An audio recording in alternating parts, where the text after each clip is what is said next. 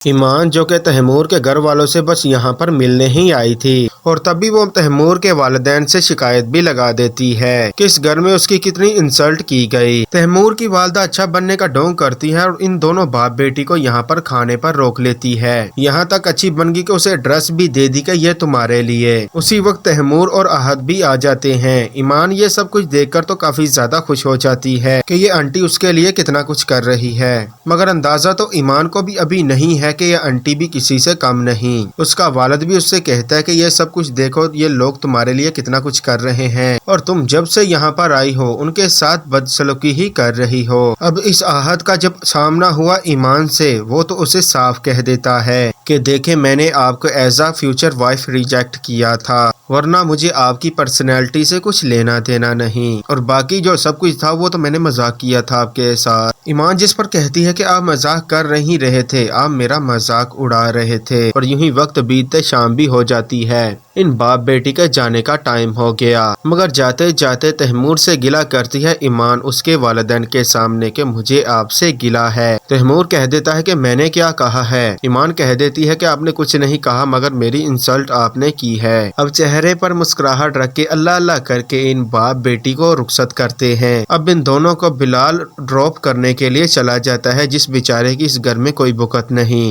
बिलाल इनके दिए हुए पते पर इन्हें ड्रॉप कर देता है। हालांकि बिलाल इन्हें समझाने की कोशिश भी करता है, आपका इन लोगों के साथ रहना बिल्कुल ठीक नहीं। तो ईमान टपक पड़ती है, उसकी बात को रद्द कर देती है, आप चुप रहें और अपने काम से काम रखें। हालांकि बिलाल उसकी बाप को कन्विंस करने की कोशिश करता है कि उसकी बीवी को खुद अपने शोहर पर एतबार नहीं, आप कैसे करेंगे। तो नाज़रीन ये सब कुछ देखेंगे आप आने वाली एपिसोड में।